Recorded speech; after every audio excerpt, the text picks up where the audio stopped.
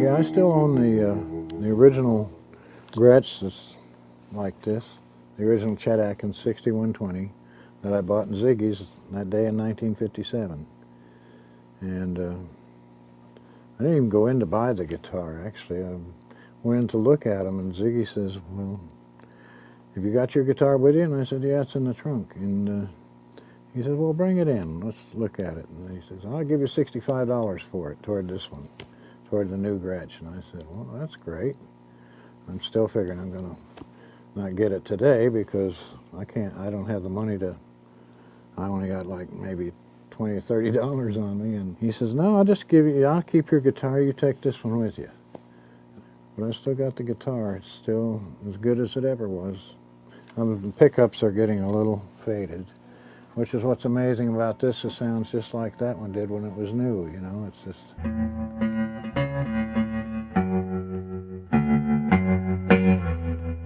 Well, it's based off of my original and all the things I liked about that and all the things that I wanted to change about it. Now, the difference on this guitar is that the body is 1/4 of an inch deeper than today's 6120s.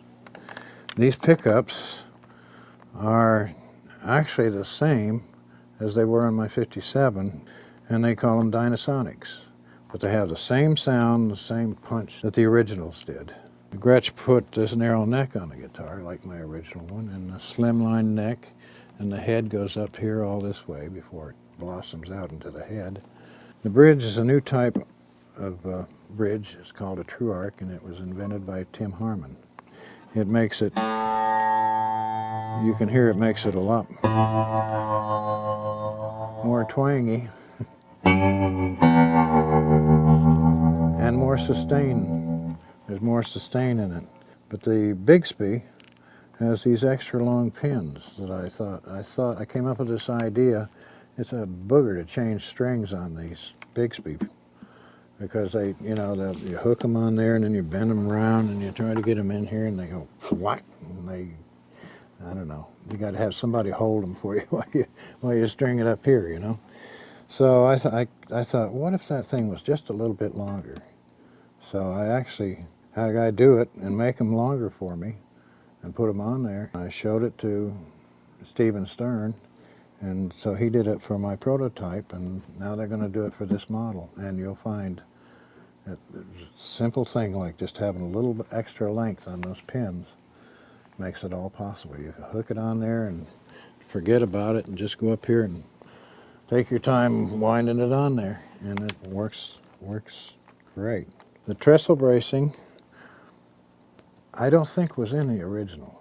I think I complained about having to stuff the original to keep it from feeding back. So I think Stephen added this trestle bracing in it to kind of dampen it a bit. And of course the pick guard's different from the old original, but that's not that different. It still says Gretsch here and my name here. Oh, and another thing about this that's the same as the original is the handle on the Bigsby. They changed for several years, and when I was with Gretsch before, I asked Fred what happened to this handle. Well, he didn't know. He had no idea that he bought Bigsby, and he bought the company, and then he found the mold for this handle, so he started making it again, and they called it the Duane Eddy model, Duane Eddy handle. So that's on this guitar. Some things I liked on the original, and some things I wanted to improve slightly. So I got the best of both worlds.